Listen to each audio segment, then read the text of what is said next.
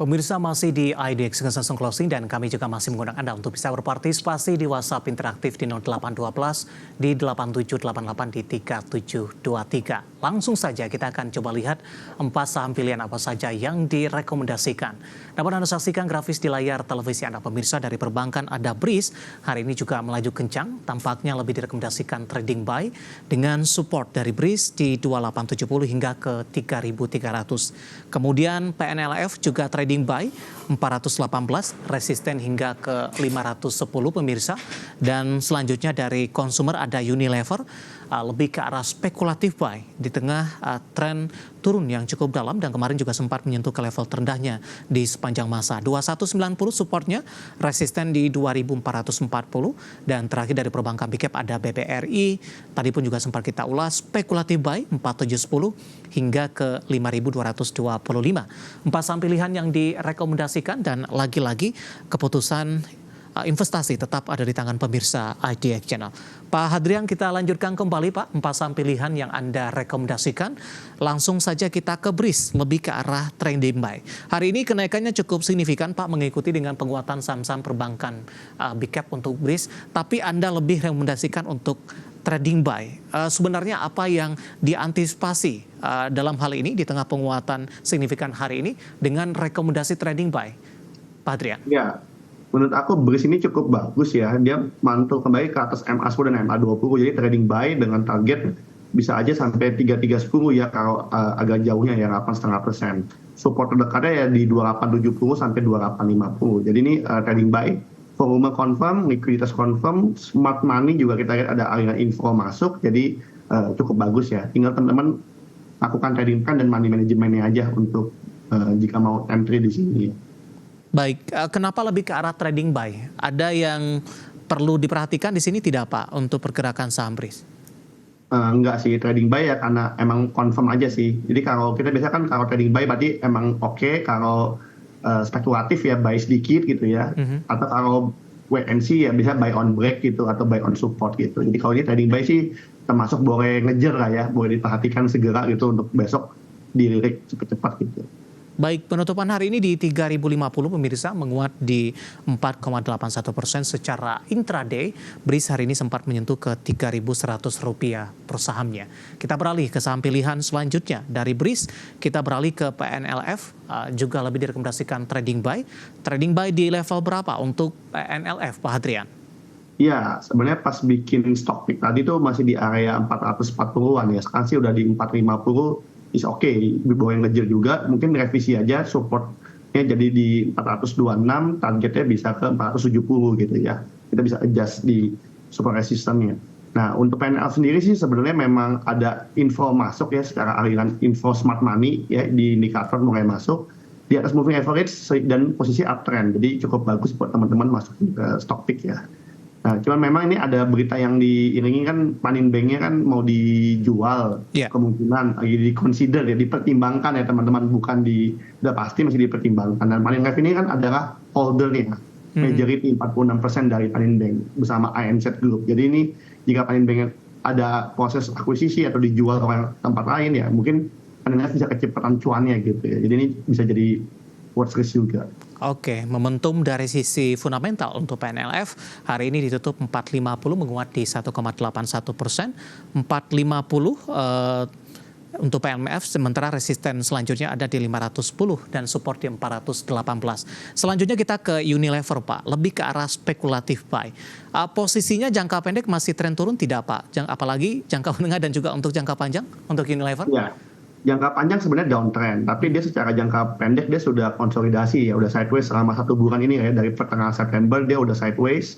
Nah ini udah tembus MA50 nih di 2300, ini tutupannya cukup bagus ya di 2310. Jadi dia potensi spekulatif buy, targetnya bisa ke 2440, 2450 ya yang terdekat. Supportnya jangan jauh-jauh, ini masih di bawah ya, jadi supportnya bisa pakai di 2190 atau 2200 udah cukup oke gitu ya. Spekulatif buy dulu ya, jika dia break 2400 baru boleh tambah barang lagi. Karena masih ada sisi gap juga ya di area di 2500 tentu ada gap juga gitu. Oke, intraday hari ini baru tertinggi di 2330. ketika Anda posisi masuk kemudian tembus ke 2.400-an dan direkomendasikan untuk tambah posisi di level tersebut. Sementara penutupan hari ini di 2310 menguat di 1,76%. Kita beralih ke saham pilihan yang terakhir pemirsa dari perbankan big cap, lebih ke arah spekulatif buy. Tadi pun juga sempat ulas dan kebetulan Pak Hadrian sudah ada pertanyaan masuk yang menanyakan juga saham BBRI ini Pak. Saya akan coba cek pertanyaan datang dari siapa? Oh, ternyata dari Malvin Sihite, Depok, Jawa Barat. BBRI, apakah hari ini kenaikan sementara sudah averaging down dari angka 4810? Apakah taking profit dulu? Analisis Anda dan rekomendasinya untuk BBRI 4810 ambil posisi Pak. Iya, kalau aku bilang posisi cukup bagus ya pada 210 ya. Kalau saya sih posisinya hold aja, hold. Ini kan baru hari pertama teman-teman, jadi aku lihat cukup sabar ya. Ini kan juga ada katarisnya dari China nahan stimulus tambahan, ada info masuk. Ya kita bisa hold dulu ya sambil lihat situasi di resistance 5225. Ini kalau kata temanku di sini namanya saham champion katanya. Jadi ini boleh di hold katanya. Oke, target sampai dengan akhir tahun Pak dengan sisa berapa bulan ke depan singkat saja? Akhir tahun kita prediksi BBRI bisa ke level 5.500 sampai 5.600 lagi ya, nutup gap yang di bulan April. Ini emang dari perbankan yang semua udah all time highest, ini yang masih ketinggalan menurut kita bilang ya. Keretanya agak ketinggalan. Jadi mungkin kita akhir tahun kita prediksi bisa di level 5.500 sampai 5.600 untuk testing area tersebut lagi. Oke, ada BRIS, PNLF, Unilever, dan BBRI, dan lagi-lagi keputusan investasi tetap ada di tangan pemirsa IDX Channel. Pak Hadrian, kita masih punya satu segmen lagi. Masih ada beberapa pertanyaan di WhatsApp interaktif kami, nanti kita akan coba ulas satu persatu, dan pemirsa kami akan segera kembali. Kita sudah sampai di segmen terakhir dan terima kasih juga untuk Anda yang masih bergabung bersama dengan kami. Pak Hadrian, kita lanjutkan kembali Pak, menanyakan saham NES ini Pak. Saya ada Diki dari Malaysia. Ini cukup aktif menyaksikan live streaming kita, average di 274. Apakah dalam satu bulan ini bisa ke 500 tidak? Benar. NES ini buat saya saham ini ya, saham bunga walet ya, kalau saya rasa saham bunga walet. IPO belum tahu ramai ya di 2 bulan kemarin. Uptrend ya, 274 cukup bagus. Saya rasa jaga trailing stop aja di level 368 Pak, di MA10 jaga level. Apakah bisa ke 500? Jawabannya bisa aja ya, secara trend sih masih uptrend. Kita nggak pernah tahu pucuknya suatu saham gitu ya. Jadi kalau aku bilang kita jaga level bawahnya aja. Secara potensi cukup bagus kok, karena super uptrend. Oke, 368 level support yang bisa diperhatikan untuk mengamankan profit yang sudah ada saat ini. Dari Diki, Malaysia. Selanjutnya kita akan coba jawab pertanyaan. Ini datang, saya akan coba cek terlebih dahulu. Tidak menyebutkan nama dan lokasi, ini menanyakan dari sisi sektoral ini Pak, perbankan tadi pun persahamnya juga sempat kita ulas ini Pak Hadrian. Bagaimana Anda melihat prospeknya, terutama di tengah penantian kinerja kuartal ketiga di 2024? Ya, kalau kita lihat kuartal ketiga perbankan pasti profit.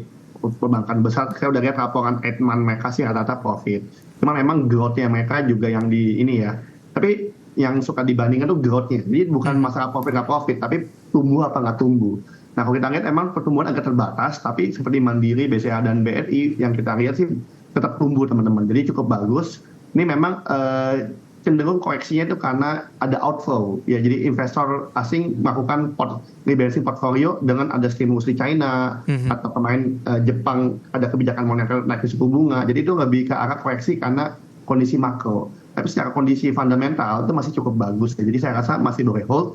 Ini ada rebound di MA50 secara sektoral, jadi IDX Finance masih cukup menjanjikan ya, cukup berpotensi ya untuk di akhir tahun. Baik, dengan harapan pemangkasan suku bunga akan tetap berlanjut begitu ya Pak? Betul, minimal tetap atau turun lah ya. Oke, kita ke Bali. Ada Bapak Gede menanyakan saham produsen semen ini, SMGR. Sudah direkomendasikan masuk tidak Pak? Hari ini tertekan tapi level 4.000-an, tampaknya masih mampu dipertahankan. Iya, SMGR ini secara tren udah sideways cukup panjang ya dari bulan Juni. Jadi udah ya almost 5 bulan lah ya sideways gitu ya. Cukup panjang. Buat aku sih ini ada potensi dia akan cukup rally ya jika dia bisa breakout di level 4.200. Kalau sekarang lagi proses akumulasi, secara inflow smart money sih lagi akumulasi. Jadi kalau aku sarankan cicil aja, cicil dikit-dikit, nanti ketika breakout 4.200 baru tambah barang. Dengan awasi level support di 3760. Itu mungkin rekomendasi untuk SMG. Baik, kita ke Medan. Ada Bapak Sihotang. Terima kasih juga sudah bergabung. Kali ini menanyakan Brent, Pak. Nyangkutnya cukup tinggi, Pak Hadrian, di 7.125. Penutupan hari ini di 6.700, melemah di 0,74%. Paling tidak strategi untuk mengamankan atau meminimalkan kerugian yang terjadi. Oke, untuk Brent sebenarnya pestanya kayak agak udah selesai ya. Sekarang lagi konsolidasi lagi, ya lagi konsolidasi. Buat aku sih kalau 7.100 mungkin masih boleh hold ya dengan jaga level resiko terakhir di 6.375 nih, sekitar 5% lagi. Itu support cukup kuat ya. Dengan resisten di 7.700 nih, di MA 200. Jadi 7.100 kan ada di dalam range ini. Jadi kalau asal nanti ketika udah ada volatilitas, kalau ke arah untung dikit atau untung lumayan sebelum 7.700 mungkin nanti exit dulu gitu ya. Tapi jaga juga kalau dia berbalik arah, baik badan ke 6.375, itu mungkin exit dulu ya. Oke. Amanin kerugian dulu, jangan terlalu dalam. Baik, tidak menyebutkan nama dan lokasi, menanyakan Telkom, Pak. Ada peluang untuk masuk tidak? Dan peluang kembali ke level 3.000-an? Ya, 3.000 sih udah depan mata ya, udah dicorek ya. Ini 2990, kalau besok sih pasti corek 3.000 gitu. Jadi aku sih Telkom spekulatif beli, supportnya 2860 ya, 4,3% dari harga sekarang. Resistennya di 3.200 ya, di sekitar 7%. Jadi ini ada potensi kalau Telkom untuk comeback gitu.